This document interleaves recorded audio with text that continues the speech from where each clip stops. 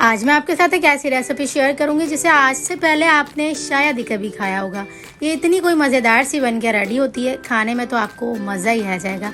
बना कर तो आप इसके खुद ही फ़ैन हो जाएंगे। तो मज़ेदार सी रेसिपी को बनाना स्टार्ट करते हैं। बिस्मिल्लाहिर्रहमानिर्रहीम। सबसे पहले एक पैन लेंगे, आधा कप के करीब तेल लेंगे। तेल कम इसलिए हम ऐड करें क्योंकि बीफ में भी थोड़ा बहुत जो है वो तेल होगा।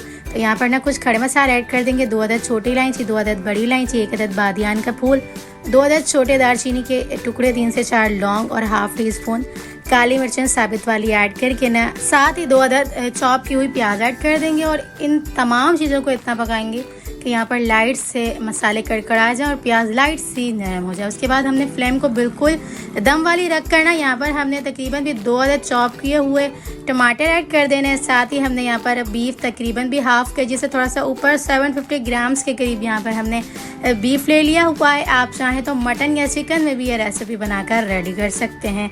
साथ ही हमने यहाँ पर कुछ ड्राई मसाले भी ऐड कर देने हैं। तकरीबन भी 1.5 टेबल स्पून के करीब यहाँ पर हमने जो है ना वो लाल मिर्चों का पाउडर ऐड कर देना है। साथ ही हमने हाफ टी स्पून हल्दी पाउडर ऐड करके 1.5 टेबल स्पून धनिया पाउडर ऐड कर दिया है। हाफ टी स्पून गरम मसाला पाउडर ऐड करके हाफ टेबल स्पून कुटी हुई लाल मिर्चों का पाउडर ऐड करके 1 टेबल स्पून नमक ऐड कर दिया हुआ है। 1.5 टेबल स्पून लाल मिर्चों का पाउडर इसलिए ऐड किया था क्योंकि हमें थोड़ा सा स्पाइसी ज़्यादा रखना है, क्योंकि हमने यहाँ पर बीफ ज़्यादा ऐड किया है।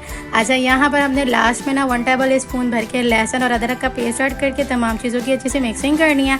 2 गिलास के करीब पानी ऐड करके ना इसे हमने ढक्कन बंद करके 45 मिनट तक फुल कुक करना है।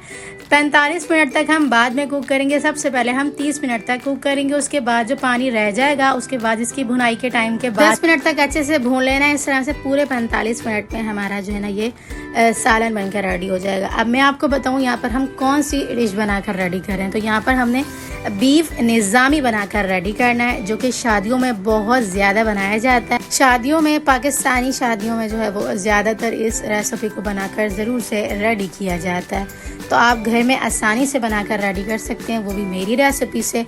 बहुत ही सिंपल रेसिपी है, आपको फ्लेवर कोई इतना मज़े का आएगा, आप याद करेंगे कि आपको कोई रेसिपी सिखाई है। मैं आपको गारंटी के साथ कह सकती हूँ इस रेसिपी ने आपको मज़ा करवाना है। यहाँ पर हमने तमाम पानी को ड्राई कर लेना है 30 मिनट के बाद ढक्कन हटा के। इसके बाद यहाँ पर हमने ड्राई करने से तमाम पानी को पहले जो है ना यहाँ पर हमने 4 to 5 टेबल स्पून दही ऐड कर देना है, ताकि दही का फ्लेवर भी अच्छे से आ जाए और यहाँ पर दही का पानी भी तमाम पानी के साथ इकट्ठा ही जो है वो ड्राई हो जाए। अच्छी तरह से भुनाई करेंगे ना तो उसके बाद 10 मिनट के अंदर अंदर हमारा जो है वो बीफ अच्छे से गल भी जाएगा।